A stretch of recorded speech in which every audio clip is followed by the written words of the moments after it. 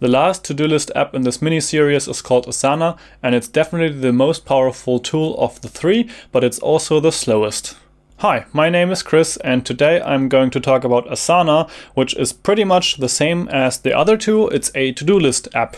But in terms of comparing the three, I would say Workflowy is a very personal tool, Trello is a kind of creative or smaller team kind of tool, and Asana is a tool that has all the bells and whistles of the others, but it's also made for bigger teams, and I would say it's definitely the most corporate tool of the three. But what makes this different? Why would you use Asana over Trello, for example? Let's dive into the screen share and I will show you a couple of the features that I absolutely miss in the others and why I currently choose Asana as my main project management tool for my personal projects, and also why I keep Trello as my secondary to-do list management tool, but that's more focused towards the collaborations. But for now, let's have a first look on the main page of Asana, and here you can see it's basically a very simple to-do list app.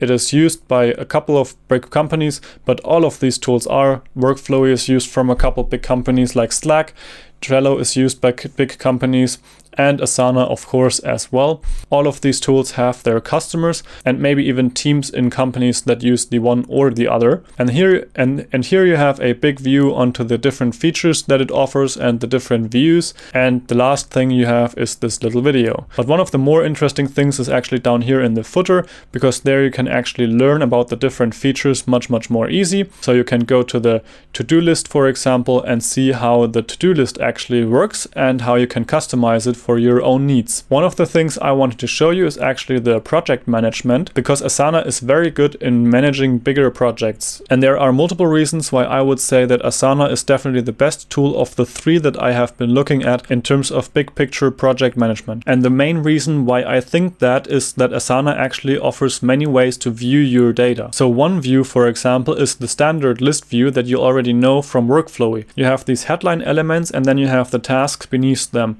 Inside a task, you then have a description, you have a comment area, you can still keep subtasks in there, and you have a task's due date. And this due date actually helps Asana also make the view available to be a calendar view. So you can actually look onto a project in calendar view, so you can see which tasks have to be done on a certain date. And all that is of course integrated with collaboration features, so you actually see small pictures or avatar icons of the people that are assigned to a task. Next to those avatars, you of course also have tags to put onto cards, and you can also attach files to those cards. Now, one thing I already mentioned in the Trello video is that I absolutely don't like that there's no way to have a card live in multiple boards.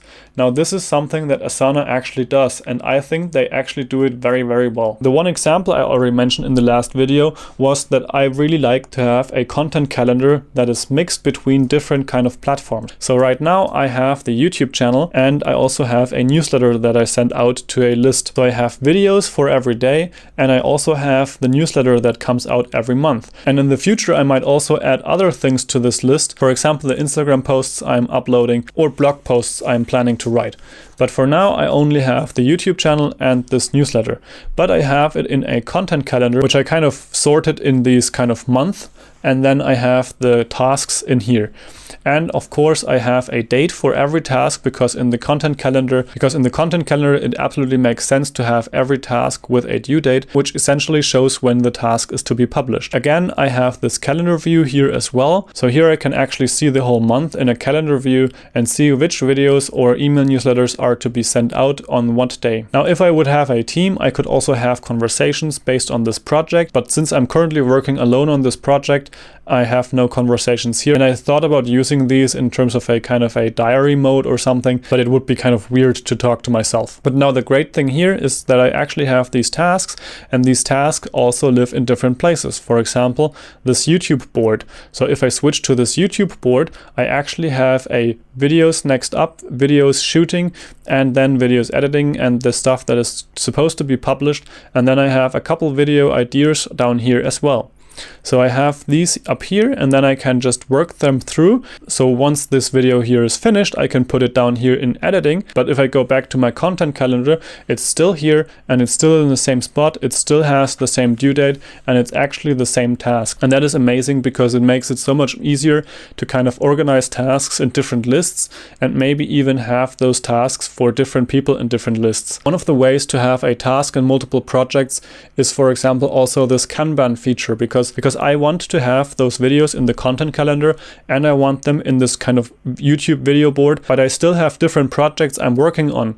And I want to have a kind of a mix board of all the projects I'm working on and all the tasks that I have to focus on this week. So I have created this kind of Kanban board, and in this Kanban board you can see a planning, in progress, waiting, and done. And this kind of gives me the opportunity to put tasks in the progress bar, so I can have these in the progress list. But for example, if I would focus on a other project in programming as well, I could also put the tasks in here, so I actually see an overview of all the different tasks I have to do, even though they are in different projects. So the amount of possibilities Asana offers in terms of communication, task management, and viewing tasks in different ways is actually pretty amazing, and I'm currently very happy with my setup. The only downside with Asana is that it's completely web-based, so on the computer there is no way for the offline management of the tasks, and it tends to be very slow. For example, in scrolling down a long list or a big project, it sometimes takes time to load more tasks once you hit the bottom. And also the opening of the app in the browser takes a little bit of time,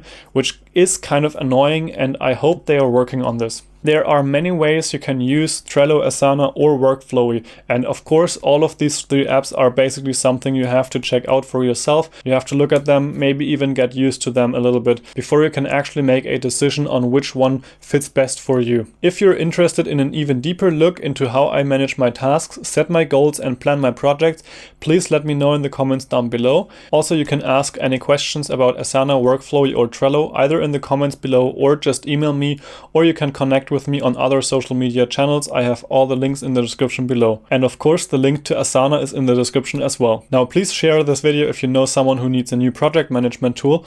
Also, give this video a like if it was helpful for you. Subscribe to the channel for more videos like this, and I will see you in the next one tomorrow. Bye.